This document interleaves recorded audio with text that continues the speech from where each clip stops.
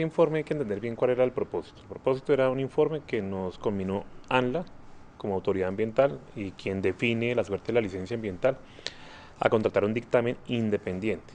¿Sí? ¿Eso qué quiere decir? Que el usuario del informe es ANLA. Entonces el informe fue radicado el 29 de diciembre de 2021, inmediatamente radicado en ANLA, ¿sí? Pero para nosotros tenía una condición de confidencialidad.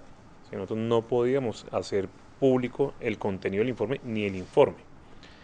Una vez llega a ANLA, se vincula el expediente único de la licencia y ahí se vuelve de carácter público. ¿Sí? Y a partir de ese momento ya podemos pronunciarnos como es esta oportunidad. Garantizar, por supuesto, la seguridad de las vidas y la continuidad óptima del proyecto. Esa continuidad se da con el grupo de contratistas actuales. ¿Por qué se dio el año pasado una discusión sobre la continuidad o no?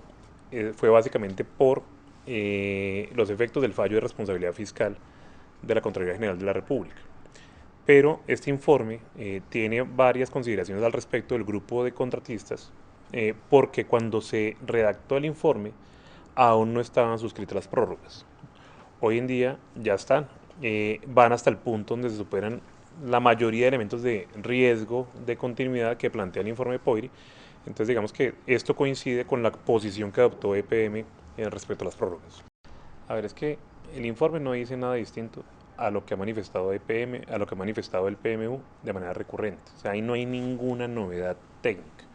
¿Sí? Si hubiera una alerta de colapso, de emergencia, pues por supuesto que EPM hubiera activado todos los canales de difusión para proteger vidas, pero es que no es la condición. Pero es que no se nos puede olvidar el carácter público de EPM, ¿sí? Y las restricciones que tenemos los funcionarios públicos. Los funcionarios públicos solamente podemos hacer lo que se nos permite hacer vía ley o vía normatividad. Yo tengo un mandato de respetar los contratos, de respetar las condiciones y fue entregado en confidencialidad. Yo no podía violar eso, nadie de EPM podía violar eso, pero hoy en día que el informe es público, es de conocimiento público, nosotros podemos explicarlo, podemos dar todas las claridades que se requieran y ese siempre ha sido el espíritu de EPM frente a cualquier tipo de información.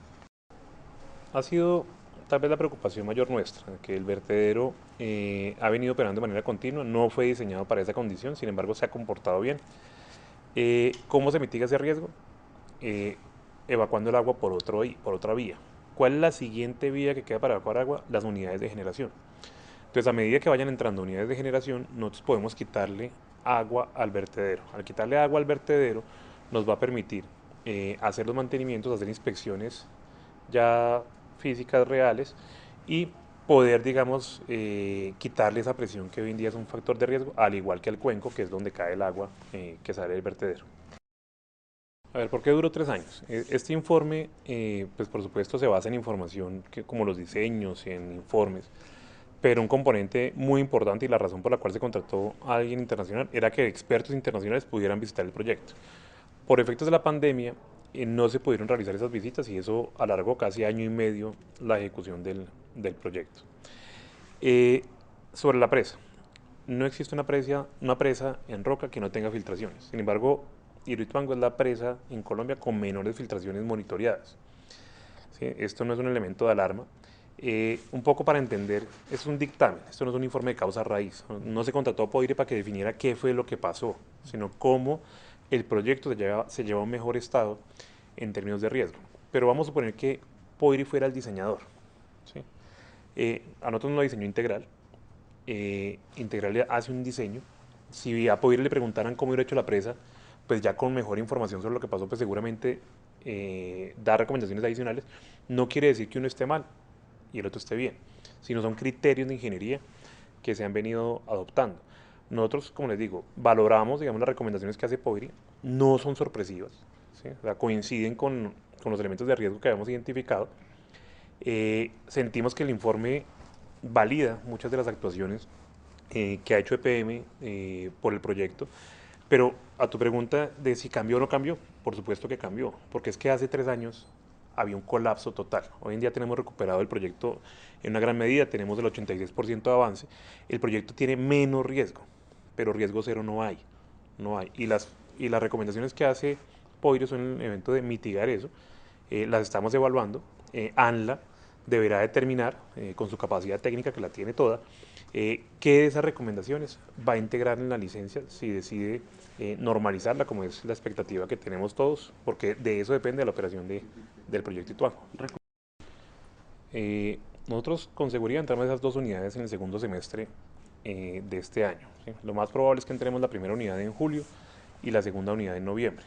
Cada unidad, como les digo, disminuye el agua que va a pasar por el vertedero.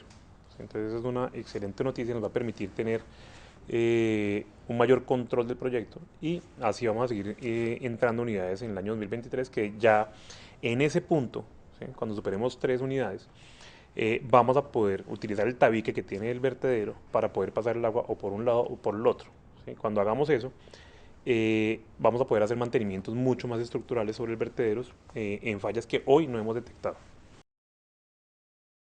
A ver, yo voy a recoger lo que yo he oído y espero que sean de los mismos actores. Aquí hubo unos actores que siempre han dicho que confiemos en la ingeniería que hay detrás del proyecto. Y el llamado se mantiene. Confiemos en la ingeniería que hay detrás del proyecto, sobre todo en la ingeniería de EPM. Esta galería auxiliar tiene que ver con que cuando hubo la contingencia, la última parte de la presa se hizo con una pantalla bentonítica. Esa pantalla bentonítica tenía el propósito de poder construir más rápido, ¿sí? Pero es distinto al material con el que fue diseñada la presa originalmente. Ese último tramo, que son alrededor de 30 metros, puede tener un comportamiento de resistencia a sismos distinto al que tiene la otra parte de la presa. Entonces, lo que dice POIRI en un análisis preliminar, recordemos que llegó el 29 de diciembre, esto es un informe complejo, es que en el evento de un sismo de gran magnitud debiera tenerse la forma de evacuar agua rápidamente para llevar el nivel del embalse de la cuota 408, que es donde se puede mantener, hasta la cuota 380. ¿Con qué fin? Con que si se debilita esa parte de la presa se pueda hacer un mantenimiento y no haya un riesgo de colapso. ¿Sí? Entonces recomiendan la construcción de una galería. Nosotros estamos analizando esa posibilidad. Como les digo, ANLA tiene la última palabra al respecto, pero en nuestro análisis preliminar nos da que con el cronograma que hay y frente a la probabilidad que hay de una ocurrencia de un sismo de esta magnitud, el proyecto alcanza a normalizarse sin necesidad de construir esta galería, pero como les digo, es un análisis preliminar. Pues yo creería que sí. ¿Por qué? Porque es que el informe es absolutamente categórico en afirmar que el elemento principal de reducción de riesgo es la entrada en operación del proyecto, lo cual coincide con lo que hemos venido afirmando, con lo que dice el PMU del proyecto Ituango. Entonces, si nosotros ya tenemos un mayor control del proyecto, tenemos estudiadas todas las zonas que tuvieron, digamos, afectaciones, existe un propósito nacional de todas las entidades del gobierno, tanto nacional, regional, municipal, de entrada en operación del proyecto, pues no habría un motivo, ¿sí? Para que no se pudiera normalizar la licencia, pero por supuesto somos respetuosos de la autonomía y además confiamos en el rigor técnico de ANLA y esperamos que no haya ningún tipo de inconveniente en ese sentido. EPM ya lo hizo una vez y lo volverá a hacer las veces que corresponde, y es que ha privilegiado siempre la vida de las comunidades frente a cualquier tipo de otro interés económico, financiero, operacional del proyecto. Nosotros no hemos visto elementos de riesgo, ¿sí? En la construcción del proyecto, no lo vemos en la operación que va a iniciar ahorita a mitad de año, pero el mensaje es de tranquilidad, ¿sí? Si hubiera alguna alerta, los primeros en comunicarlo hubiéramos sido nosotros y los primeros en actuar hubiéramos sido nosotros.